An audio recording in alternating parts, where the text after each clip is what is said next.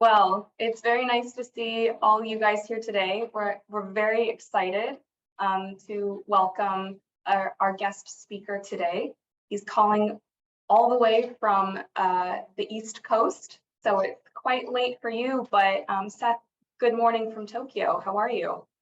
Yes, hello, and I'm not intentionally trying to deceive you. San Francisco is on the West Coast, not the East Coast, but that's okay. But yes, it's an honor and a pleasure to be here with all of you today, and thank you for having me. Thank you so much. Just to briefly introduce Seth Pack, he has been a part of Michelin for over 15 years now, holding a variety of roles. If you take a peek at his LinkedIn profile, which I sent to you all, the most recent roles he's held is Chief Technology Officer and most recently the Chief Innovation Officer. So we're very excited to learn Seth's insights on innovation strategy, what that means at a corporate level, and other topics. And just to announce quickly as well that any questions that you have would be so welcome. Okay, Seth has given me permission to interrupt and ask him questions myself, which I will be taking advantage of because I have a lot of questions for him. But if you have questions as well, it would be so welcome. It'd be so great to have you ask your questions because Seth has given us permission. So let's take advantage of that. Okay. So Seth, if you want to just start us off and tell us what being the Chief Innovation Officer actually means, just to give us a brief overview of what that role is. Yeah, it's a great question, and it's a funny one because I'll tell you, obviously I know chief innovation officers at other companies and different people that have leadership innovation roles, and I think they're all a little bit different. I don't think any two innovation roles are the same, which I guess is somewhat to be expected. I mean, when you think about innovation, it's by design. Innovation is not some super structured activity, and nor is the role, right? And so what the activities are from a day-to-day basis, from a month-to-month basis, they vary quite dramatically. And I think they also vary dramatically between companies and organizations, and in terms of what the innovation is that is trying to be achieved. I can say for me, certainly in broad brush terms, I would say certainly you could say corporate strategy.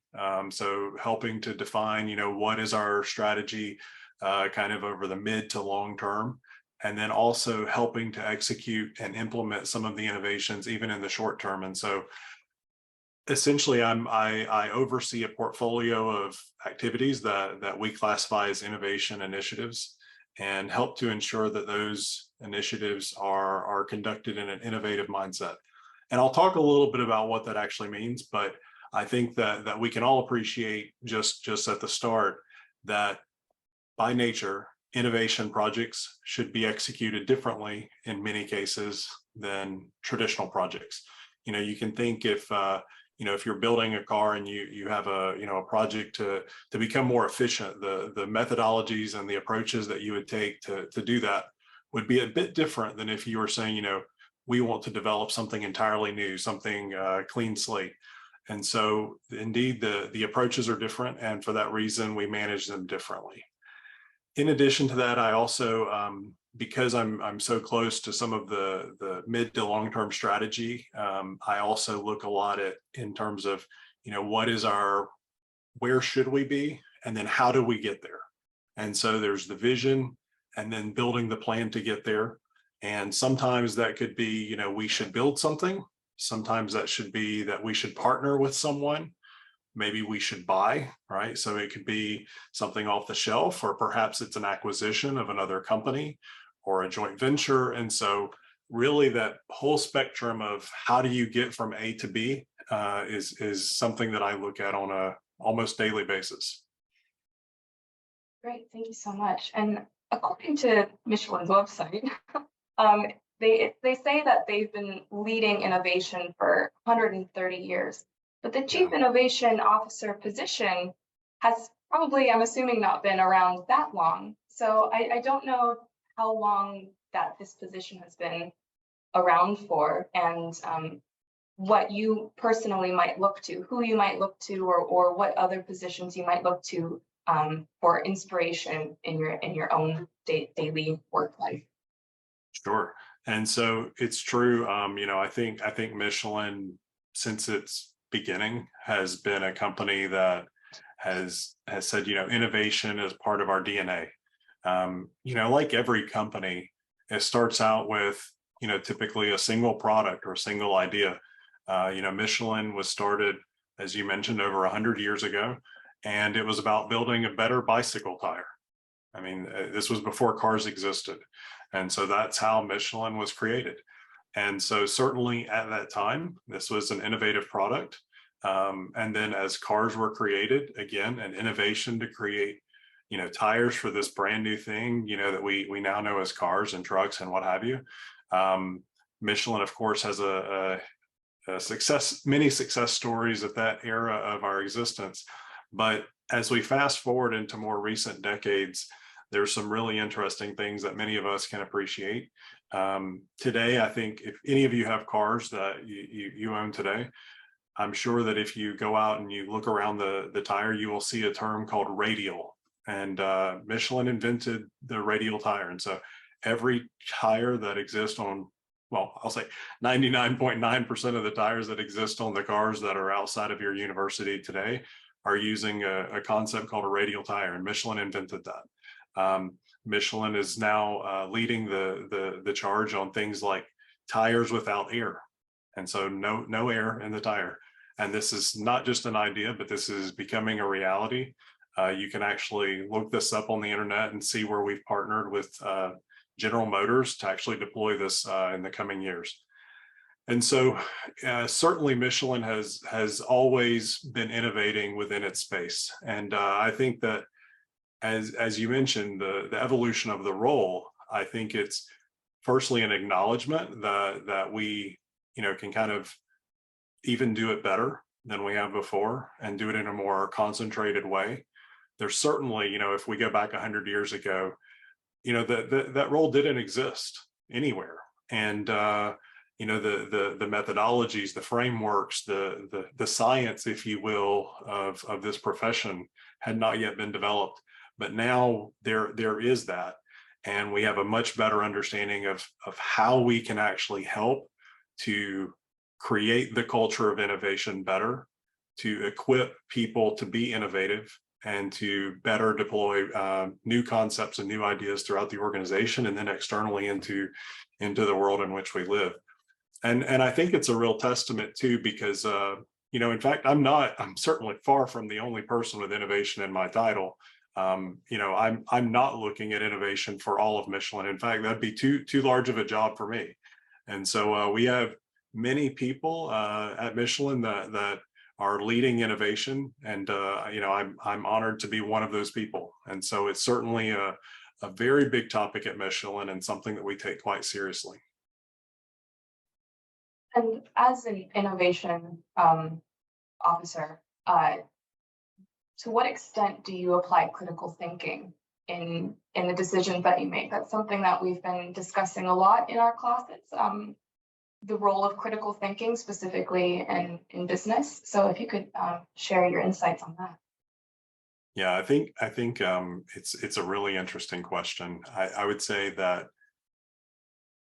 especially as you think about strategy and how do you fulfill the vision that you have, right? Because anytime you're looking to innovate, if you will, you start with an idea, and then you have to put that idea into reality. And so how do you get there?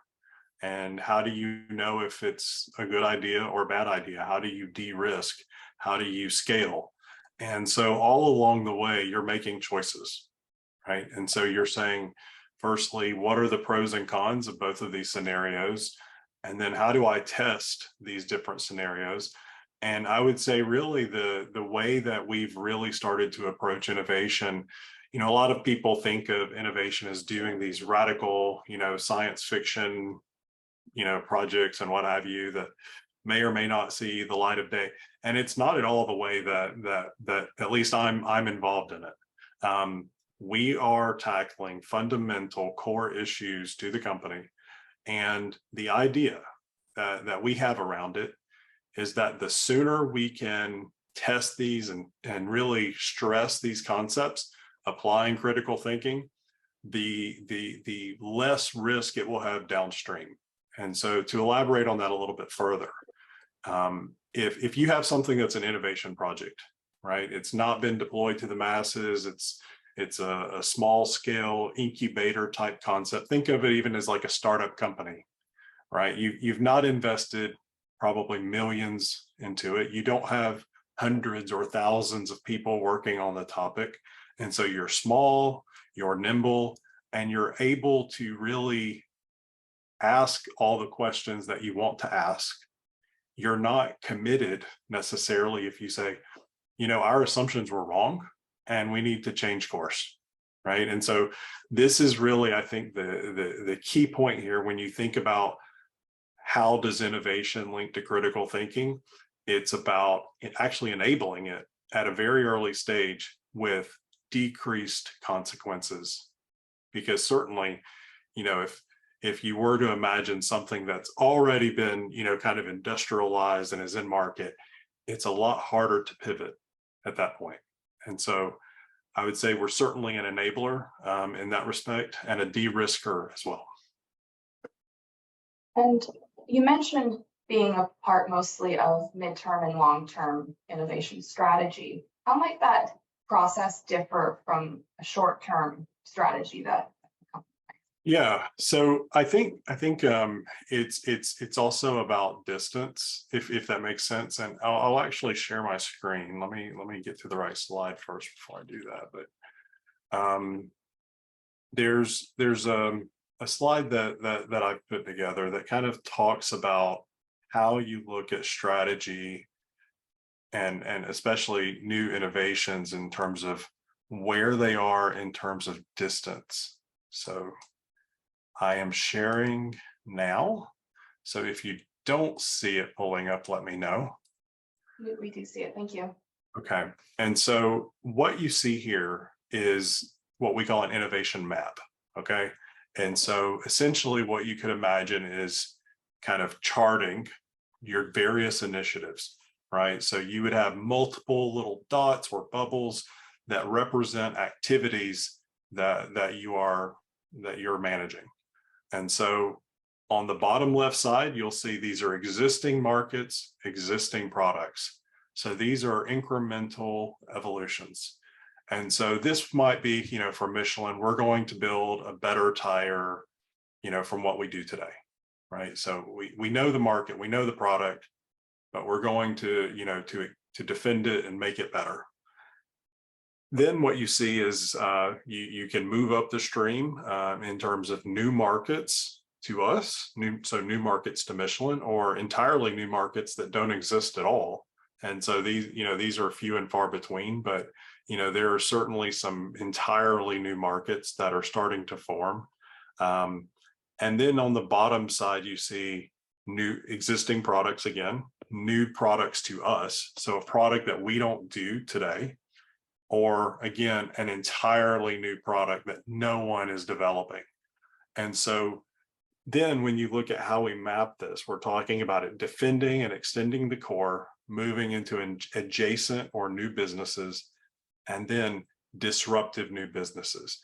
And what I would show here is that as you move up or to the right, you are in essence increasing your risk, but also likely increasing the diversification that you have within your business. And so diversification is, I'm not going to say it's good or bad. I think it depends on your perspective.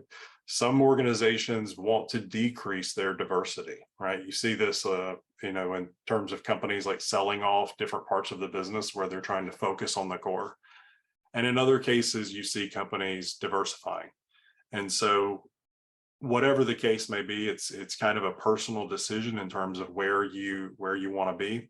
But at Michelin, we imagine having a spectrum of initiatives. Certainly, we are defending and extending the core.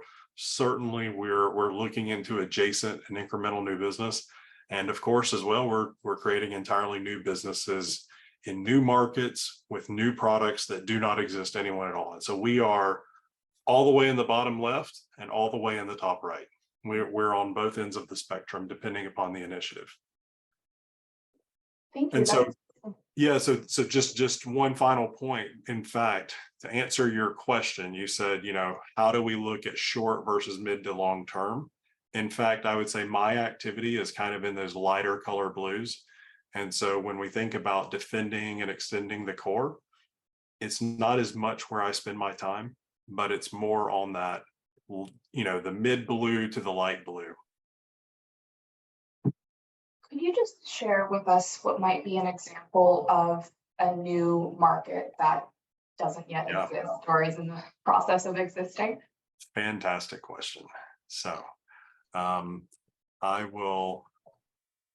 have the slide ready to go. And so let me share that. All right, so now I'm going to show you a really quick look at who is Michelin. I think probably most of you have at least heard of Michelin, but you probably don't understand the breadth of Michelin and what it is that we're all about. And so there we go. And I've got some things on my screen, so I'm just going to pull those out of the way.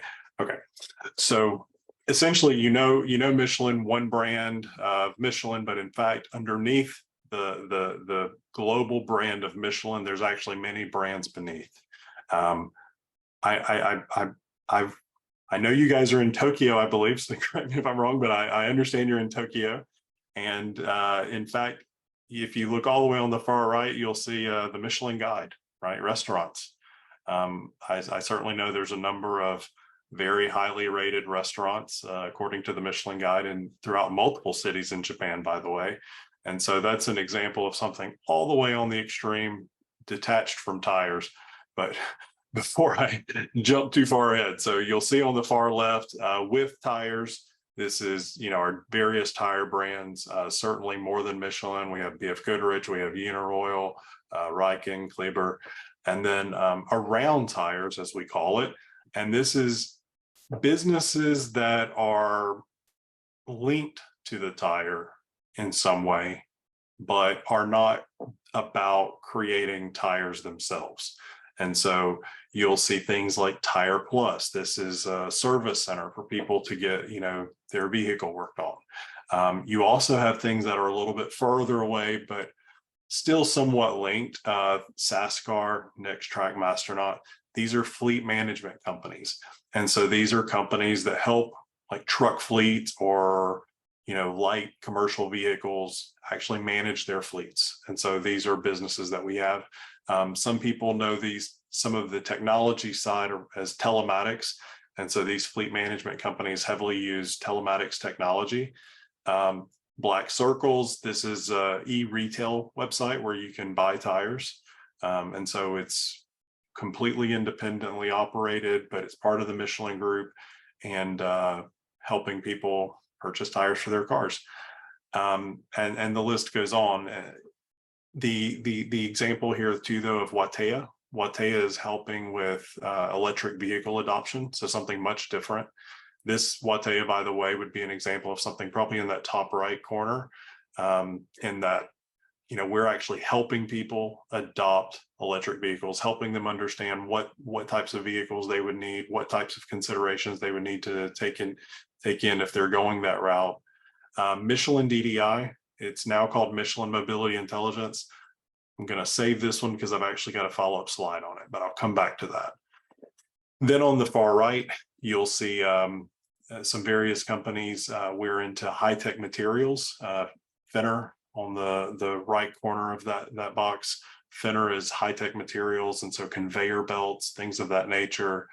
Tablet is a luxury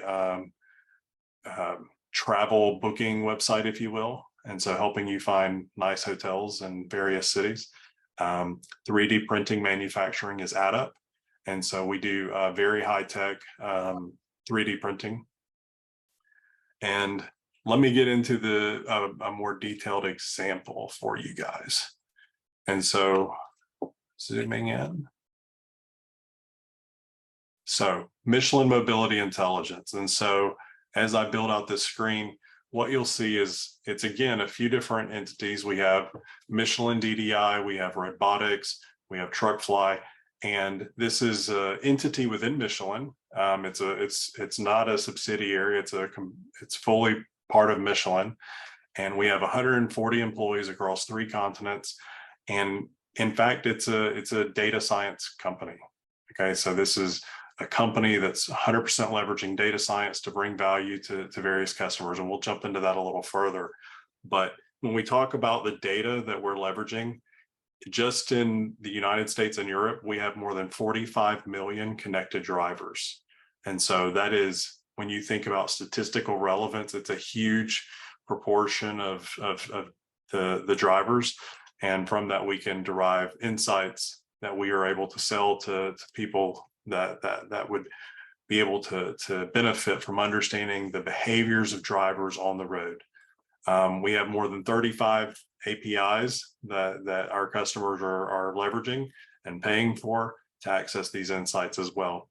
Now, in terms of our customers, these are largely departments of transportation and government agencies. And so these are the road authorities, so the people responsible for the highways. And so essentially what we're doing is we're taking the connected driver data, we're analyzing that and bringing that data back to them for additional value. So next slide. Here we go. And so what you'll see is we're collecting a broad swath of data.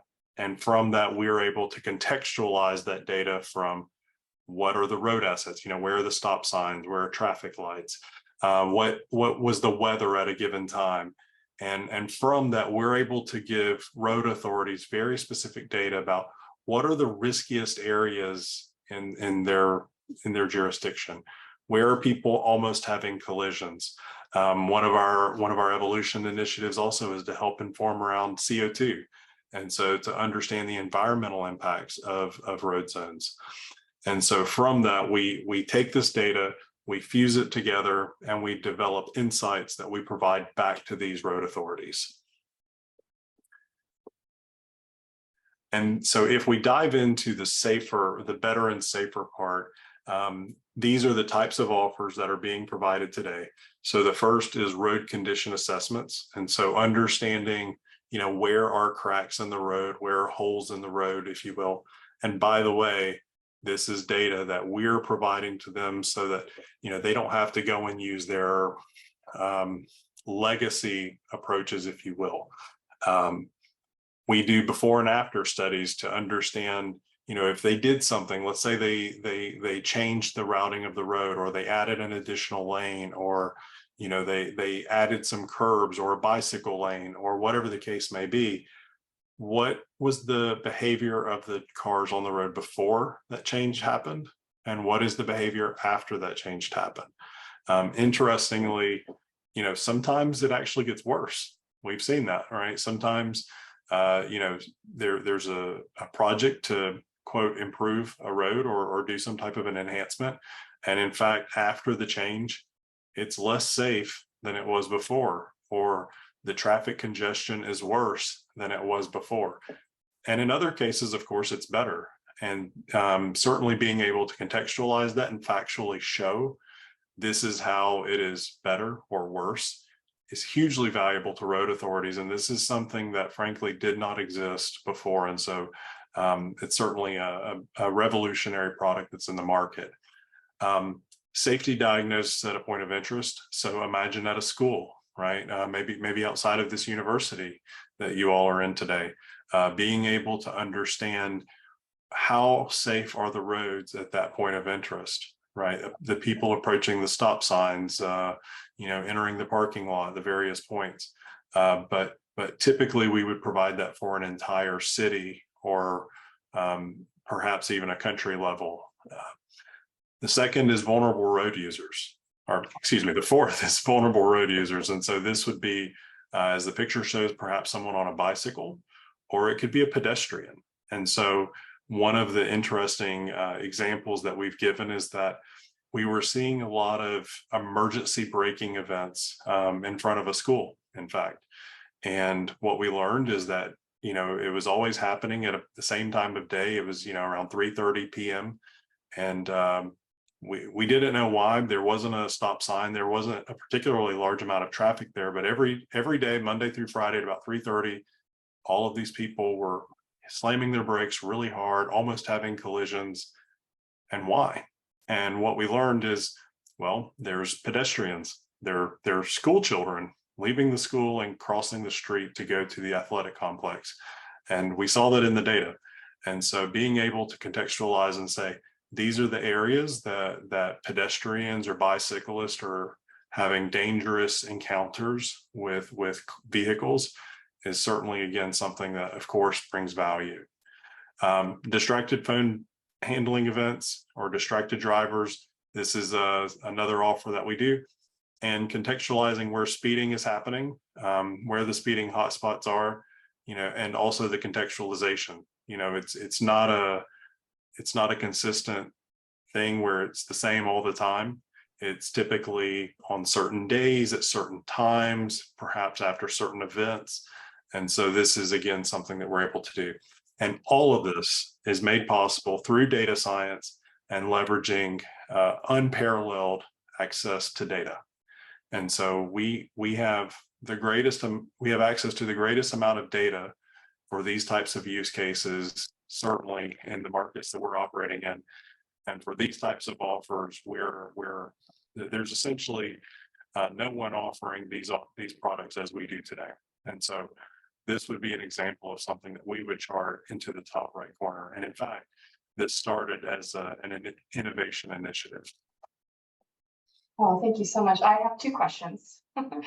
First, just a clarifying question. You mentioned governmental agencies' legacy measures for collecting that kind of road data. Do you mean the more traditional way that they might collect through manpower, like eyesight, actually a person standing at the corner of the street and collecting that data? Is that what you mean?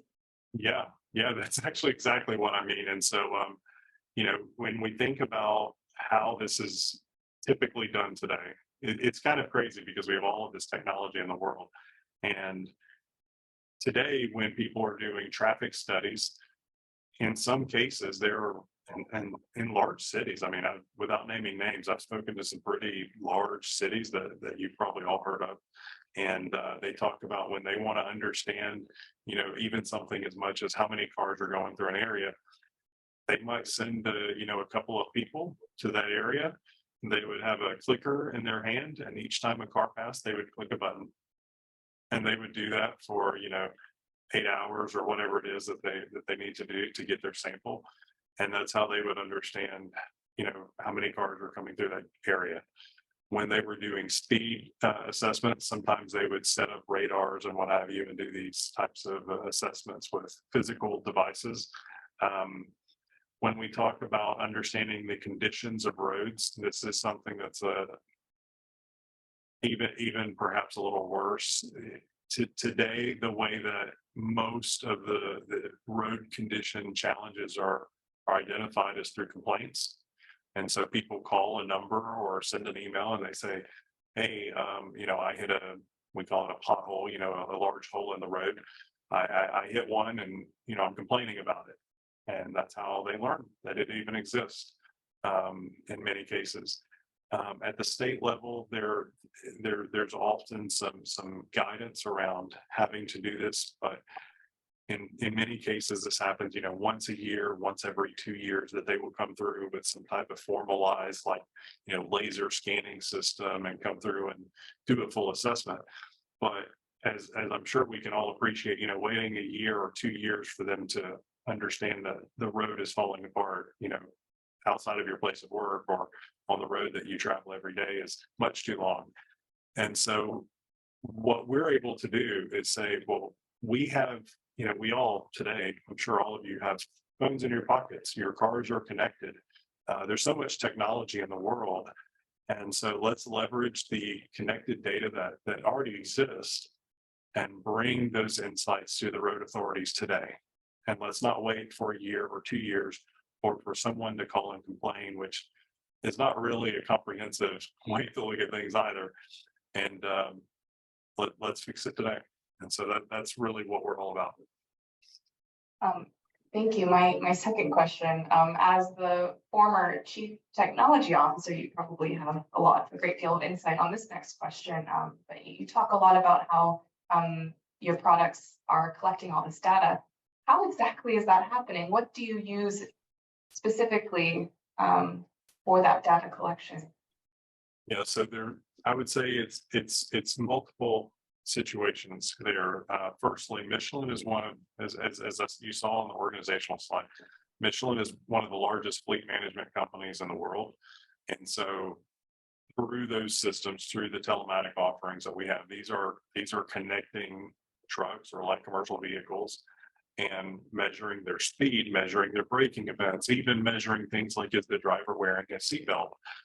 So a lot of granularity in these fleet management solutions. And so certainly there's a wealth of data coming out of the devices that we own and that we've deployed, that we've sold to our customers rather, and that we're managing for them as part of our fleet management offering. So that's the first point. The second point is that, frankly, what I just described isn't enough. And so what we've done is we've also secured some pretty significant data sourcing partnerships as well. And so there's in fact APIs that are embedded into various mobile applications. And so we're getting what's called location-based services data. And from that, we can also derive and complement the other data sources that we have. But certainly getting the data is not enough, right? Because in fact, the mobile data that we're getting doesn't tell the story. It's really about the data science and the data transformation that comes thereafter that really makes all of this possible. And so we like to pride ourselves on the fact that we developed very advanced algorithms and data science capabilities to be able to take these various data sources and transform it into something that's insightful and meaningful and actionable on the behalf of the road authorities. So thank you. Michelin is such a large organization and with big dreams and big strategies. And I would love to hear your thoughts on that process from having those goals, the long-term or mid-term goals, and then making that happen, process that it takes to actually implement those strategies. It seems to be such an unattainable thing, but yet you're doing it. So could you just share that process with us? Yeah, and so each in terms of the process side, each organization is responsible for having its own innovation map, its own strategy that they're developing that addresses the short term, the midterm, and the long term. And so we in fact have processes in place that are essentially facilitating the collection of these strategies, as well as these, kind of at least some degree of a plan for how it's envisioned we will get there. And so it's not just to say, okay, we will go and do great things, but in fact, we're asking the teams that are going to be responsible for fulfilling those dreams of how are they going to get there? What's kind of the big picture plan? And so this is something that we take quite seriously. It's something that we review on a regular basis with very senior level of management in the company. And I think it's something that's important to note about this is that, this isn't something that everyone does, right? Every company doesn't have this type of process. And so I think this underscores the level of seriousness that we take about our growth and our continued advancement, both in what we do and what we plan to do. And so there's certainly a lot of activity around that.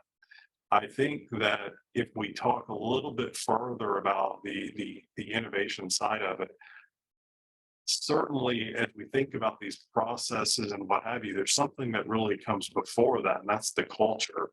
Um, when people ask me, what's the recipe for success and innovation, this is something that's a common discussion within the innovation circles. For me, my first, second, and third answer is culture. And then culture is not the end of the story, but thereafter you have organization, frameworks, and processes. And so you have to have the culture, certainly having the attention of the most senior level of management of saying, what's our strategy? What's the plan? Not for today, but yes, for today, but what about for tomorrow? What about next year? What about in 5 years? There's not many companies, and we do, that have plans for where we will be in 10 years and where we will be in 20 years. Yes, we have plans for where we will be in 20 years. It doesn't mean that, that things are going to go according to plan. There's no way that anyone could build a detailed plan for 20 years, but we do have a vision. We have made some public statements about where we will be, and the difference is going to be how we get there. And so this is certainly a big part of that when we talk about the culture. Now, as I said, it's culture, and then you have organization, and then you have process and frameworks. And so as we talk about the organization, this goes back to your earlier question of saying, okay, you guys have formalized roles around innovation. You have a chief innovation officer, and in fact, we have multiple. This is the organization. I mean, this stuff, it's not, innovation doesn't just happen, right? And you don't simply achieve your dreams because you dream, right? A dream without a plan is just a dream. And so if you want it to become a reality, you have to have a plan, you have to be able to execute, and that requires an organization. And organization is important, and especially if you have the culture, but there's certainly still more you can do. With just a culture and just an organization, but no frameworks and no processes, you're eventually going to have chaos. And so it's important to have some of these guidelines in terms of how you actually execute, by what measures, and how do you communicate and organize yourselves internally. And that's where these frameworks and processes come in. I just showed you, for example, one small piece, which is our map, our innovation map, how we track these activities. This is something that each organization will plot their activities on, and we consolidate. And the CEO of the company sees these maps and understands, how we're progressing on these various topics. And so having these processes in place, having these frameworks in place to facilitate this innovation journey of the company is certainly a huge part in order to be successful. It sounds like a growth mindset is necessary on an organizational, departmental, team, even individual level across the entire company. Have you experienced any challenges in implementing this level of organizational change? Yeah, and what's funny is when you talk about organizational change, cultural change. If you know anything about change management, cultural change is the hardest change to enact. And so, as we talk about growth mindsets, as you said, as we talk about culture of innovation, I mean, this is the hardest thing to do. Believe it or not, it's not the technology, it's certainly not the processes, or deciding where to put your project on a map, on a PowerPoint slide. That's not the hard part. And in theory, the culture is not hard, but the reality is that when we just look at the numbers, firstly, to develop a real culture of innovation, a real culture of having a growth mindset throughout the entire organization, or at least throughout most of it. This, if it happens at all for some companies, because most companies are trying to achieve that, but how many companies actually get there? And those that do, this isn't something that happens overnight. This is typically something that happens over at least years, if not decades. And so that's why I say it's really the hardest part. In terms of how do you do it? I cannot understate the importance of the most senior management being behind it. But even then, it's not enough. At Michelin, I can certainly say that it's not just been our current leader. Our current leader is certainly an advocate for innovation as much as anyone, but so is the guy before him, and so was the guy before him, and before him.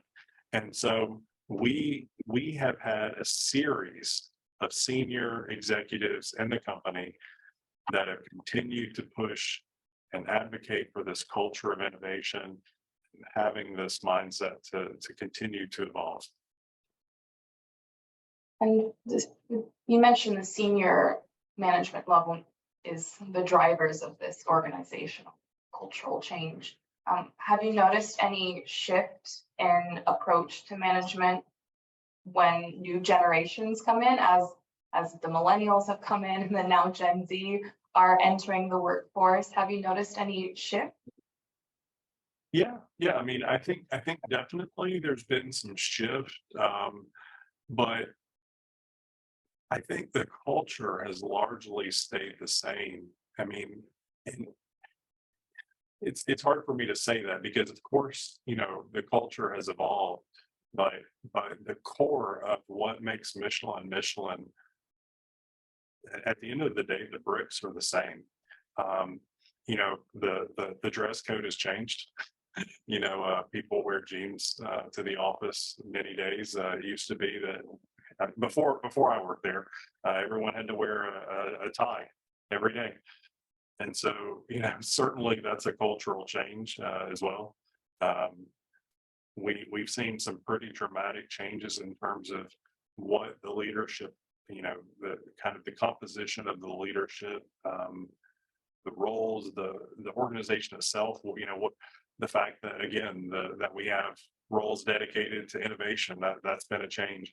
So I'd say there's been evolutions, absolutely, major evolutions even. But at its core, I would say that, the principles of who is Michelin, what is the vision, what is the purpose, it's actually pretty much the same. And I think it's more of a testament to the original vision that it's still the right one today than it is anything else. I think it wasn't the right way to go, we would have evolved out of it, right? But in fact, our principles that even going back to the earliest days of the company are still true today. And so, yeah, I don't know if that answers the question.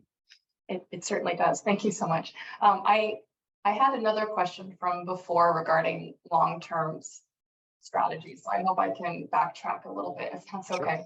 Sure. I was just curious about what a realistic timeline is regarding midterm and long-term time strategies, just to paint us a picture of how far in advance you plan. Yeah, so it's actually a really hard question. I think if you were to even interview some of my colleagues on the same question, you might get different answers.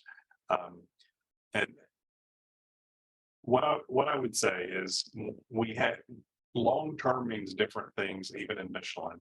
As I mentioned, we have multi-decade visions. And so that's not the world where I typically live. I'm not planning out where we will be in 20 years. I'd like to say that my role is strategy, but when we think about where we will be in 20 years, that's, you could argue, even more strategic than where I sit. For me, in my role, I'll speak to that. And for me, in my role, when I think long term, I am thinking at most 5 years. Okay. maybe down to 3. When I think midterm, I am thinking 1 to 2 years, 2 being the most, and short term being anything less than maybe less than a year to up to a year. If we say, okay, max 12 months, that would be my short term. Well, given how rapidly technology is evolving, it seems 5 years actually does seem quite a long time, which leads me to my next burning question, which I'm sure all students are curious about, is the role of generative AI, like ChatGPT. How is that being utilized in Michelin today? This is a tough question. Okay, so today I'll be transparent. So first of all, I won't pretend to know the complete answer on this. So I'm going to give you my best guess for what it's worth. We have not, to my knowledge, really fully embraced it within the organization today. I think the largest concern is that there's a lot of questions that remain about, okay, let's just use the example of ChatGPT. So if we're imagining leveraging ChatGPT to help us explore, engineering challenge or strategy, even in my role, strategy or whatever the case may be, there's a lot of concerns about the sensitivity and confidentiality and where is that data going to and what are they doing with that data. And today we have not gotten to a point where we're really comfortable with those answers. So that's where it sits today. Now, as you know, I wear an innovation hat. I'm also a technologist. I actually did my undergrad in computer science. I personally have a very, very modest background in data science and AI and what have you. And so I have my personal conviction on this, and here's what it is. I think that eventually every major company will be using this technology. Now, will it be ChatGPT on the public website as this is thick? I don't know. I'm skeptical. Probably not. I suspect that OpenAI, as an example, will evolve on this point. Just as Michelin uses Microsoft for its email, we're not using the public, just as a consumer would, right? We have an enterprise account. Our data is not analyzed the same way that a free account would be. And so I guess I would say, in short, I suspect that there will be enterprise solutions that start to become more mature in this space. And as a result, it will start to alleviate these concerns that exist today.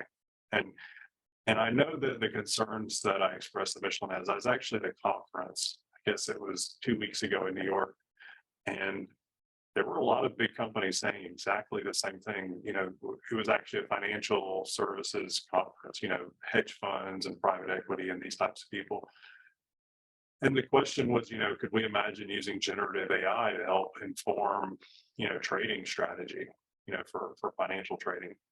And it was the same comments, well, I'm not sure that I want to put my strategy into a tool for the data to go where. And so I think this is a short-term problem. I think that it's going to change soon, but that's where we are today. So as we're waiting for governments to catch up and start regulating these generative AI and the use of the data that they're collecting, is there anything that Michelin is doing specifically to ensure that its employees are who are probably using ChatGPT for their own personal use, and is Michelin doing anything to prevent them using it or prevent them from sharing information on the platform that is confidential? I know that there was a memo that was sent out that specifically asked employees not to put company confidential information into ChatGPT and Bard and the other equivalents to it. So there was a corporate memo that went out on this point. I think the challenge is, and this is just being very pragmatic about it.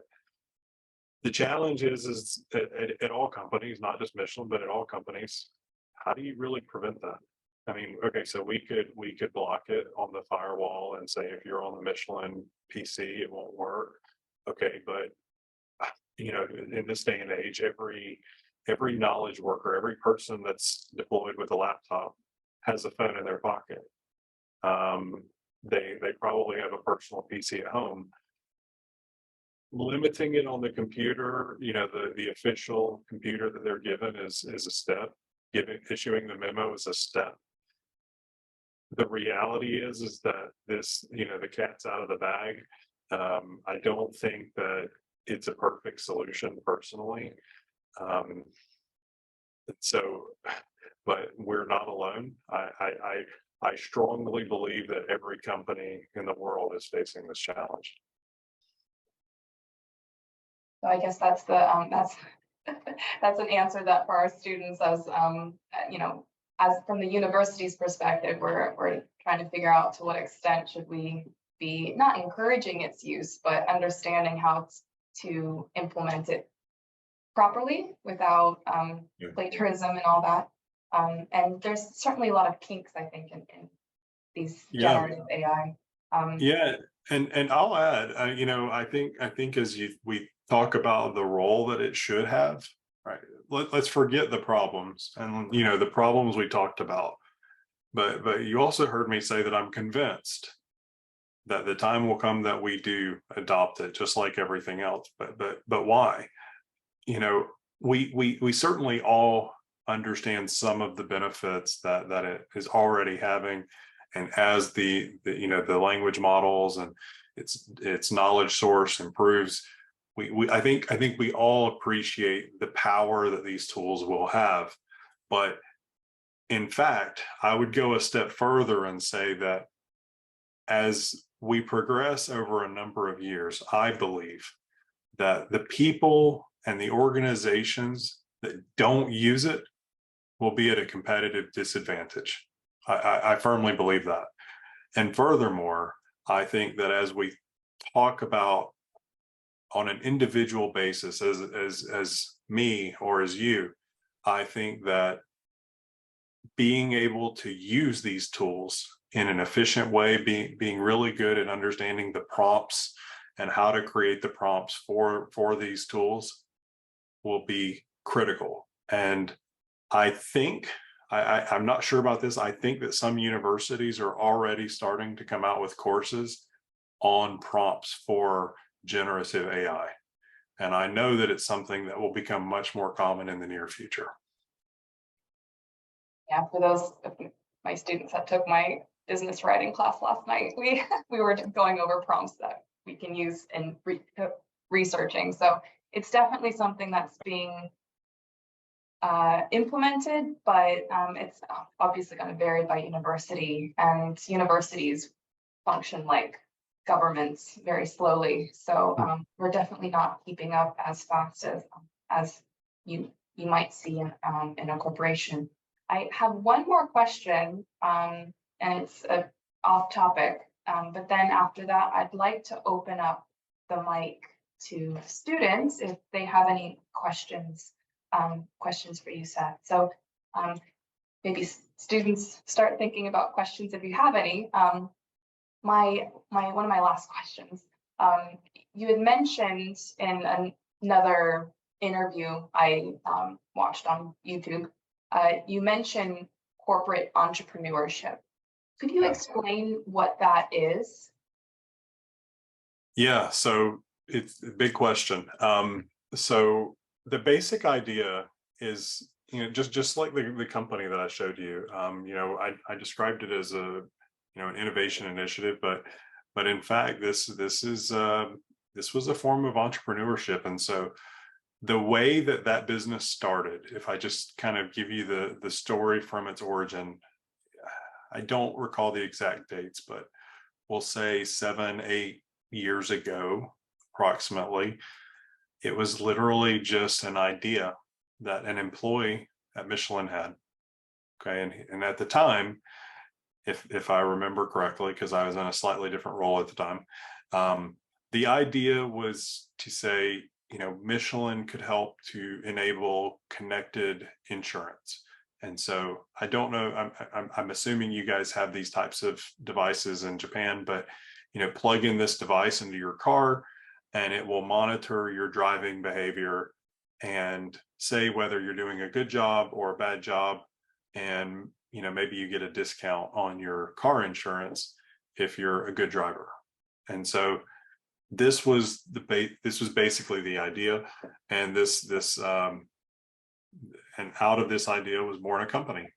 And so Michelin, received this idea. We had a formalized activity for employees to submit their ideas for startups, right? It's like, there's some TV shows about this, where entrepreneurs come in and they pitch their ideas, and the judges say, yes, that's a good idea and we'll invest in that idea. Except this was a Michelin employee, and Michelin invested in the idea. This individual, was able to become the CEO of, this very small company inside of Michelin. They had a small team and they built this idea out over a course of years.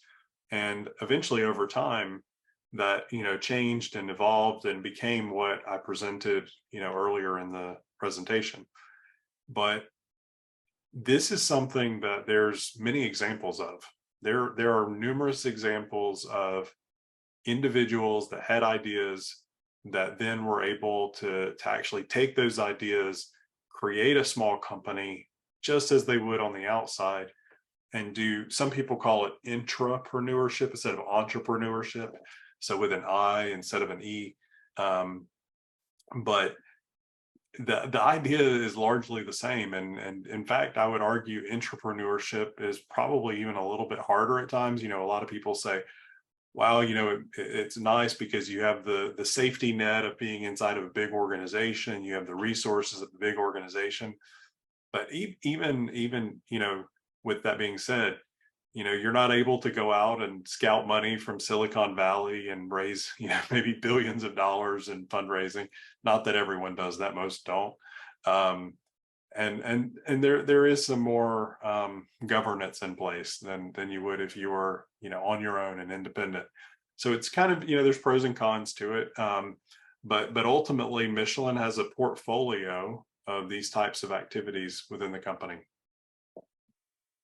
I do wonder if there's a cultural element to it as well, where in the US, we are driven by individual thinking and promoting ourselves, and individualism is very much emphasized, especially at the corporate level. And that's not the case in a lot of other countries. Our students learn in their cross-cultural communication class that certain countries are collectivists, where that free thinking and setting yourself apart is not so encouraged. So do you have any words of wisdom for those students that might be from those countries that are interested in being a part of a individualistic country like the US? In terms of like relocating or replicating? Yeah, a lot of our students, they are either interested in moving abroad, or they might be interested in staying in Japan but working for a company that is US based, but they have offices here in Japan. Yeah, good question. You've been giving a lot of tough questions today. So what I'll say is, certainly it's tough, right? Because culture, as we have already said, is the hardest part. And in fact, in this example, you will be going through a cultural change yourself, right? Because your culture and the culture you would be going to would be different. And so that's, certainly a personal evolution point. That being said, I think the hardest things are often the most rewarding. And so, I think if that's something you aspire to do, I certainly would encourage you to pursue that. You only live once, and live life to the fullest. In terms of my recommendations, I think specifically if you're thinking about, imagining, could you be an entrepreneur? The good news is that in the US especially, gosh, you can read about everything. You can probably watch a video on everything. We even have a TV show in the US called Shark Tank.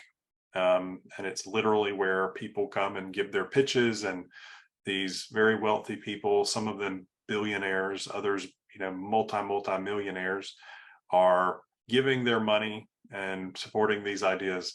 And so the benefit is that you can literally watch their pitches, watch them present their idea, and hear the judges give their feedback and say, this is why your presentation is a good idea. This is why your presentation was a bad idea. Now, one thing that I will say about that, and perhaps the thing that may surprise you the most, is most oftentimes what the judges or the investors of these types of things will say is that more times than not, they will invest in the individual more than the idea. And so coming back to the question you asked about individualism versus collectivism and what have you, I don't know how much is it the individual or the team, but what I will say is that the investors are very critical about understanding who are the people with the idea, right? Even if it's not you as an individual, what is your team? If you're coming and you're a company of 3, who are the 3? What are their capabilities? What is their knowledge? Why should they be successful where others are not? Because at the end of the day, when you're a startup, you are competing and everything is against you. You're small, you don't have the resources, you don't have the money, you don't have the people, you don't have the patents, you don't have the technology that all of your competition does. And in some cases, companies that have been around for more than 100 years and have more than 100,000 employees and have all of these resources at their disposal. And so the idea is important, but everyone always says what's more important than the idea is the people that are running the idea, because there's a fundamental belief, and we talked about this earlier in the idea of innovation. The idea is where you start. It's not where you end, typically, especially in startups, because it's about evolution, it's about evolving, it's about, if you take any startup, very few of them actually deliver one-to-one what they set out to do, right? They go to market, they learn this didn't work, that didn't work, and they evolve, they change, right? It's a matter of survival, right? If people aren't buying what you're selling, sell something else, right? And that ultimately is a test for the leadership of the company and the people that are on this startup. And so I'll just say that about the human side of this activity. Thank you so much. That's so insightful and such wise words that I think we'll all be able to take and use, I hope. I would like to open up the mic, so if anyone has questions, if you could share your name and the country that you're from, perhaps, that might be a nice little information for Seth as he answers your questions, okay? All right.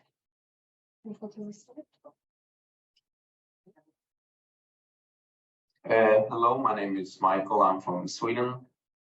And I just want to first say thank you for being here today, Mr. Pack, and appreciate everything sharing and your experiences and so on.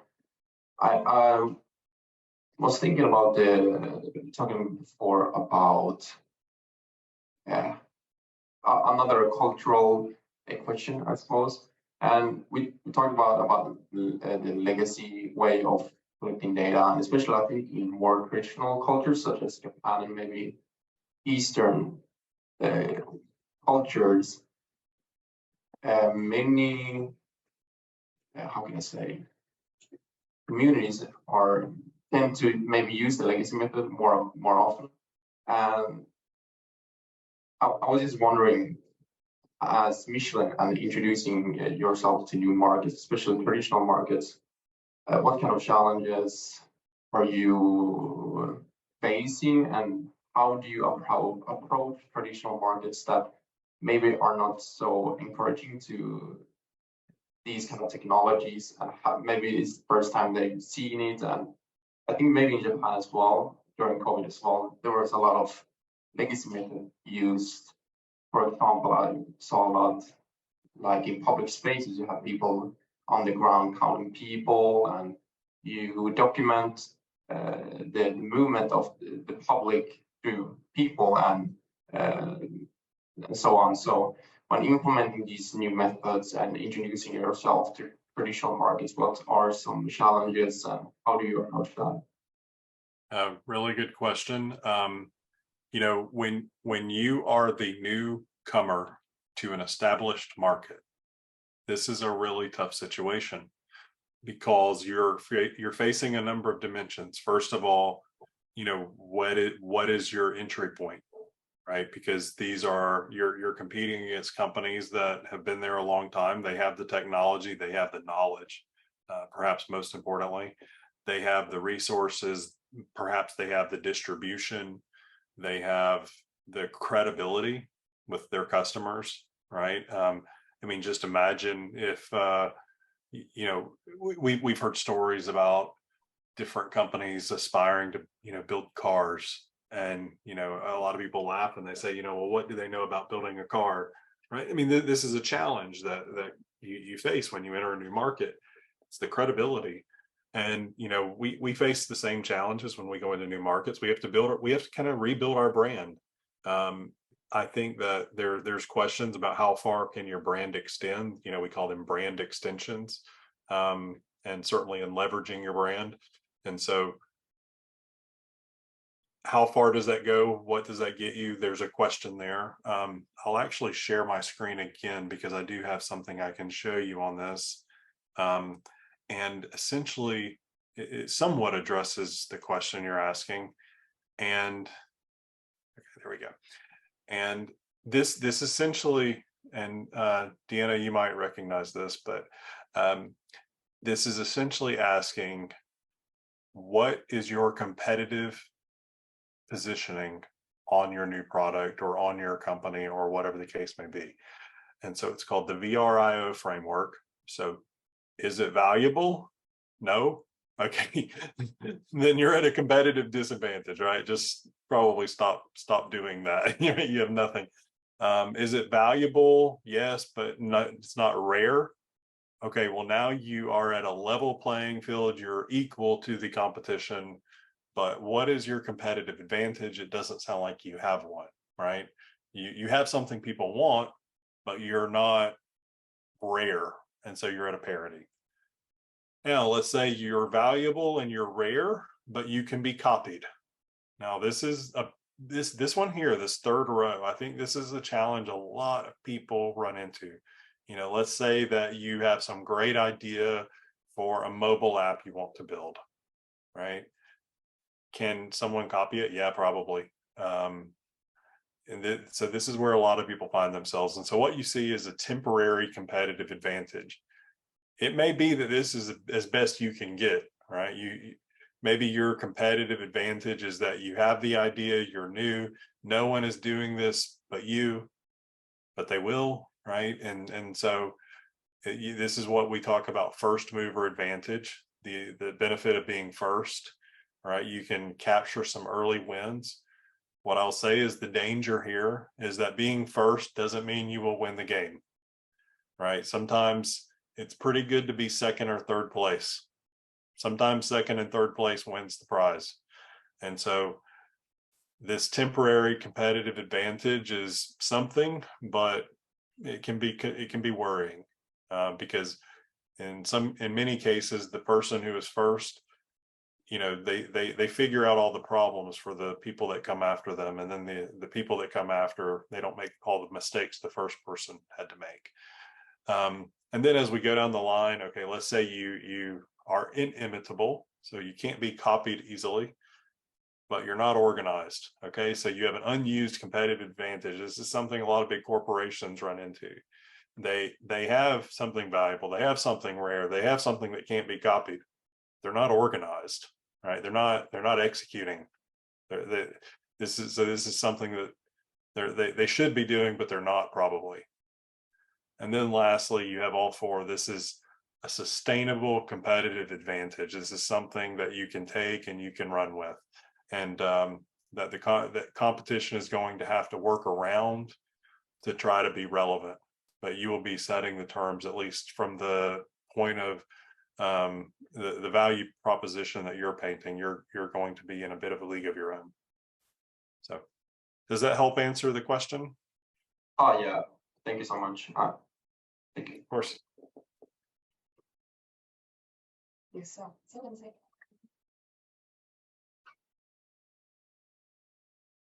Your name and Okay.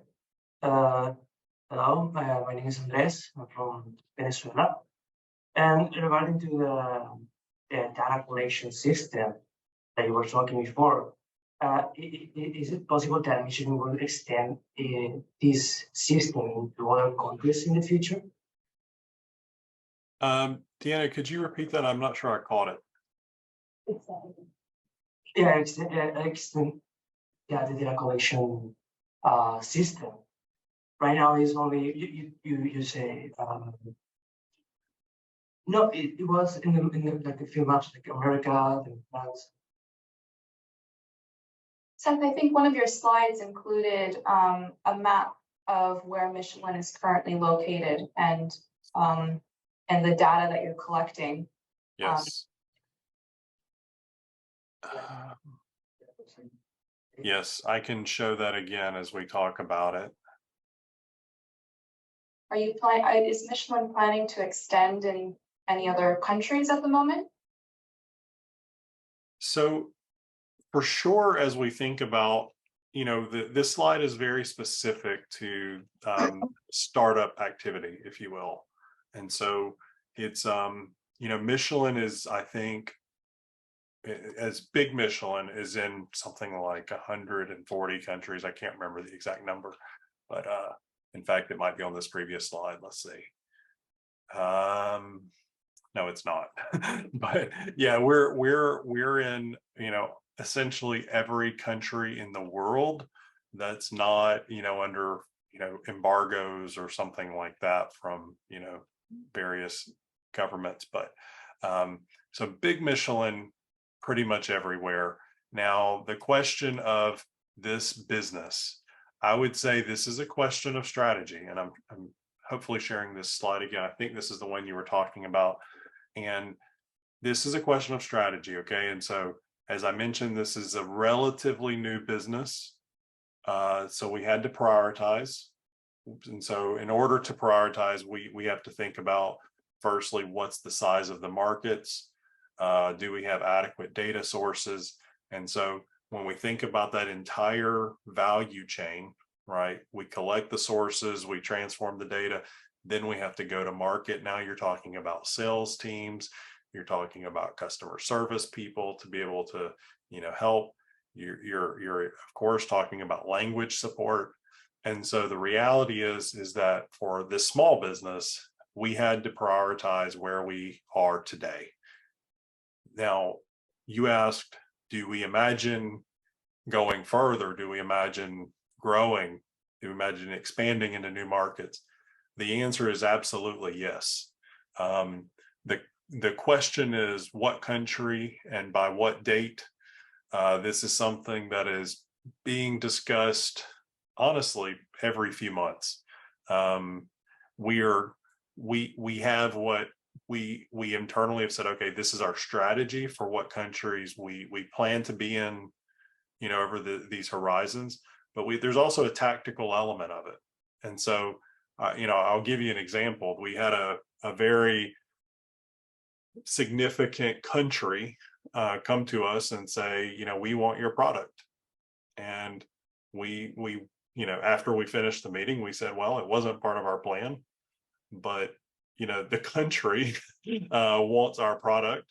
And so, we're going to make a tactical adjustment in order to service that customer. And so it goes back to the fact that, you can have a plan. The plan is as good as the paper it's on, but At the end of the day, sometimes the market will change your plan, and we are open to those types of evolutions. But ultimately, I'd say long term, it's a question of, what horizon, 5, 10 years, in terms of when we will be everywhere. It sounds like flexibility is the key term here. Exactly. Yeah, I mean, a plan, the strategy and the plan is, it's really just the start. We've got another question here. Hello, morning, sir. My name is Vishal Pandey. I'm from Nepal, and I have a couple of questions. First, my question is, as Michelin is such a big company, you have employees from a lot of countries, and I know you are dealing with a lot of problems as well. But how do you balance between innovation goal and overall the company's goal together? So if I understood correctly, you said innovation goals versus growth. Innovation goals versus your company's goals. Innovation goals versus company's goals. Is that what you said? Yes. Yeah. So you're touching on something that I think is important. Most companies, and especially industrial companies, manufacturing companies, they, in order to get really big, they became really good at scaling. They became good at doing things in large volumes, right? Michelin, of course, Michelin as a manufacturing company for its tires. We tens of billions of tires at least every year. I'm almost afraid to try to cite that number, but huge numbers that we're able to do, and we're able to do that with, in our view, the absolute best quality, absolute consistency. We have 6 Sigma projects, and we're always striving for perfection, right? When you think about a Michelin tire, you should think about, something that is of the highest quality. Now, here's the problem. Innovation is about taking risk. It's about doing things that might not work. It's about failing. That is the exact opposite of what I just described, big industrial companies are really good at doing. And so there's certainly a cultural element to this. And honestly, I would say it creates kind of a split personality almost, where, depending upon the activity and depending upon the business, I'd say really it's about becoming ambidextrous. If I think that's a good word to describe it. You have to become ambidextrous, where you can say, when we use this side of our brain, we're quality, we're about perfection. And when we use this side of our brain, we're about taking risk, about doing things where we're not sure what the result will be.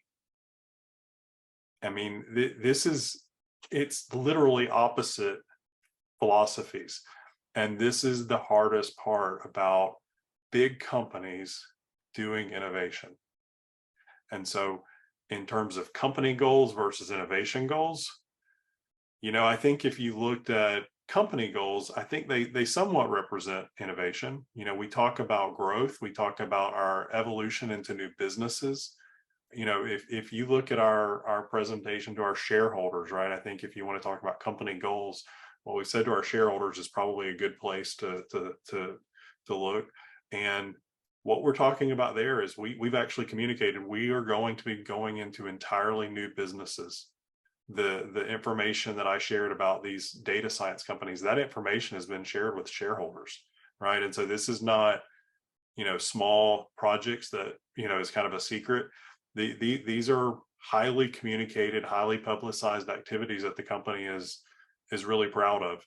And at the same time, these are these types of endeavors, as we mentioned before, it requires us to be flexible. It requires us to be nimble. I've already mentioned that we've changed the value proposition of that business already, because it started out providing insurance, right? Connected insurance data. And now it's helping road authorities understand this, safety considerations. And so it's about having that flexibility, about being ambidextrous and flexible. And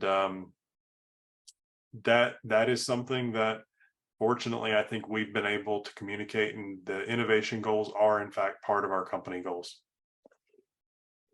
Thank you for that answer. And that was the answer that I was looking for. And I have another question is, what kind of career advice will you give to your younger self? What advice would I give? To your younger self. Yeah. You know, I think for me, I would say to be bolder, honestly. I think if,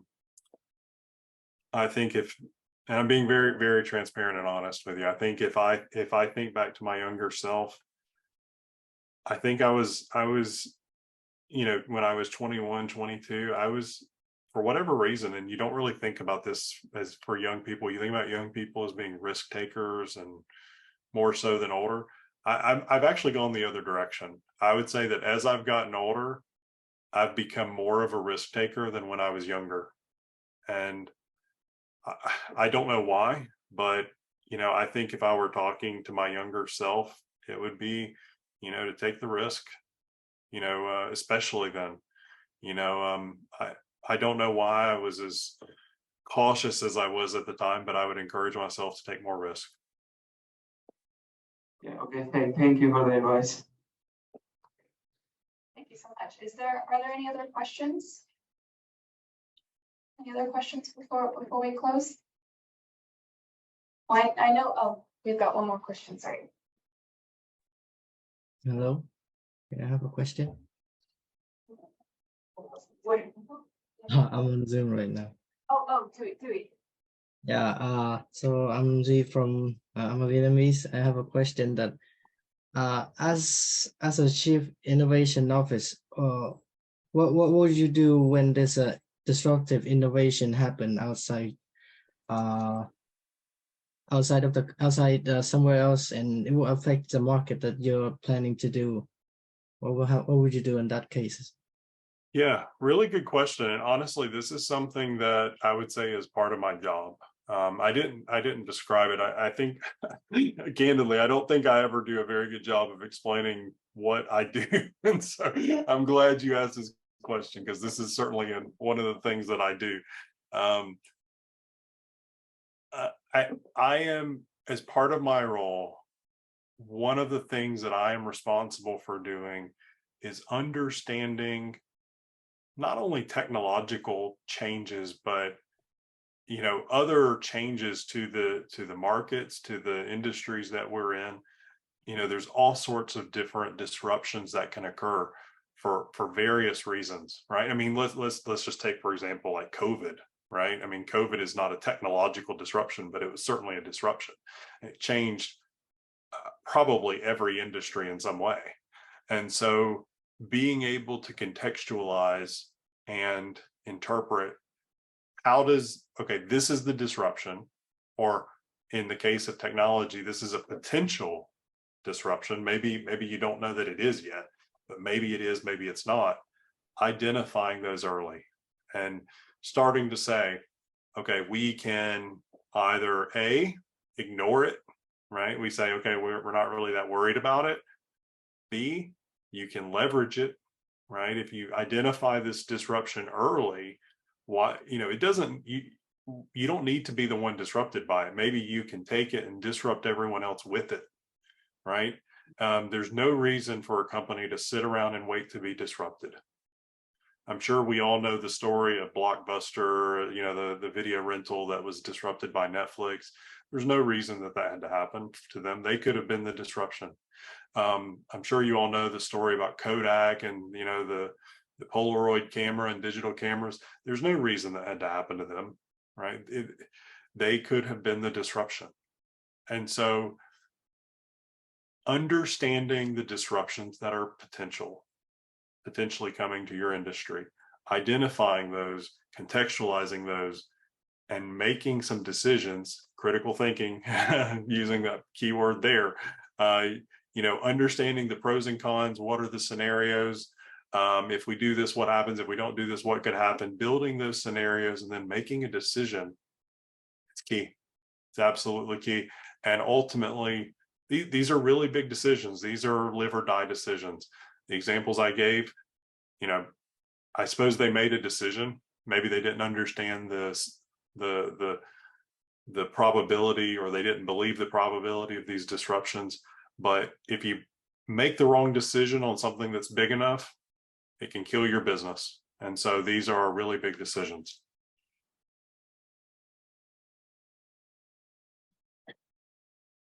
Thank you. Hi, Seth. Thanks so much for your time today. My name is KJ Sharp and I teach at the university. Listening to you speak today, my impression is that driving force behind innovation is maybe fundamentally curiosity about science, things that affect road safety, the data, climate. First of all, do you think that curiosity is really important for innovation? That's sort of the first part of my question.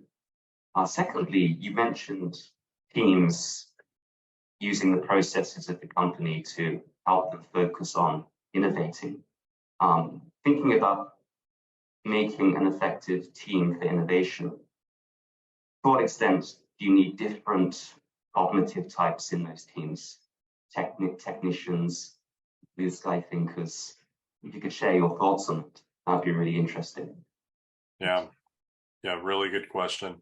And so I think I think I can answer both questions at the same time.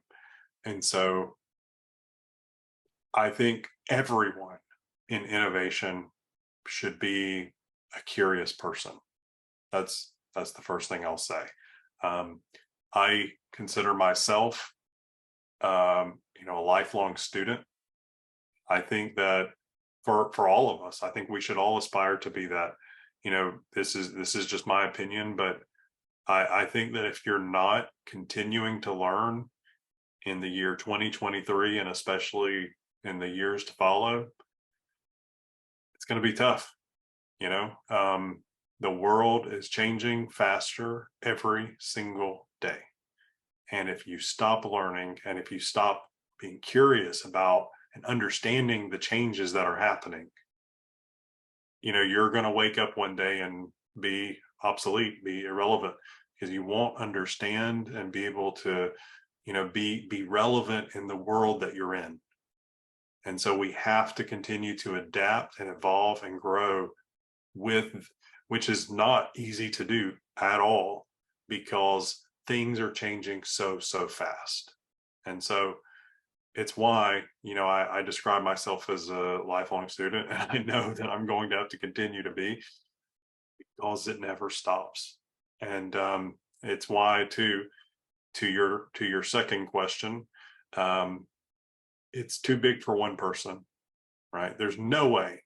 Look, I mentioned before, I have a computer science background. My last job, I was a CTO, which is technology. In my organization today, we have a CTO. I'm not it. And I can tell you right now, I am not comfortable making technology decisions on my own, because I can't be the expert on technology and in everything else. And so I have to lean on them a lot. I understand the technology. I understand, probably more than most. But you know what? I don't spend enough time every single day in that space to be able to replicate that individual.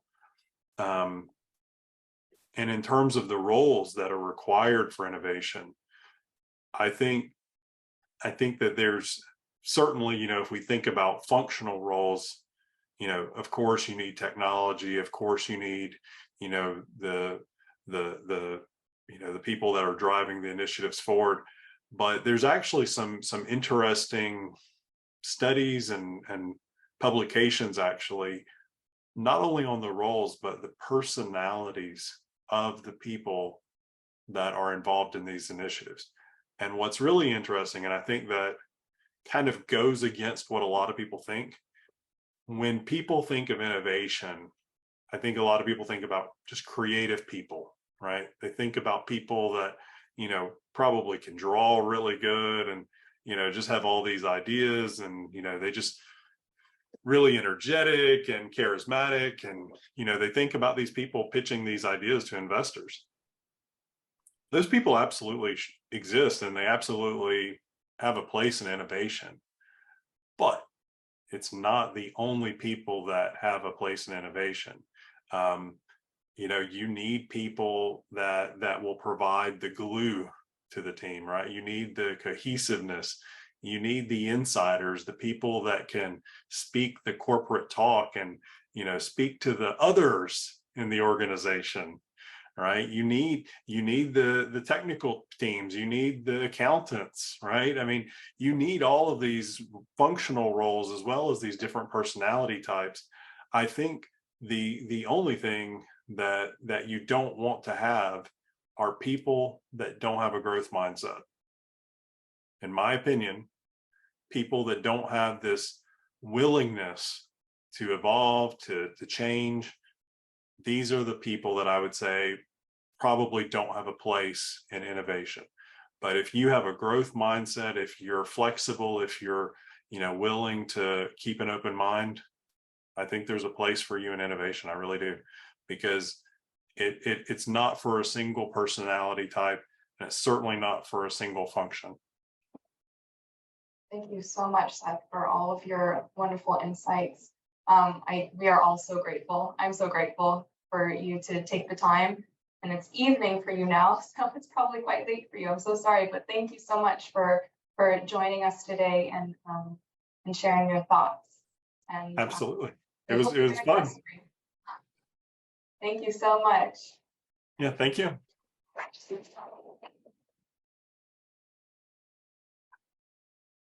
Not sure if you heard the clapping. I was waving the microphone around so you could hear it. Thank you so much. Well, thank you all, and thank you for spending the last hour plus largely hearing me talk. So it's an honor. Perfect. It was perfect. Thank you so much. Take care. All right, bye.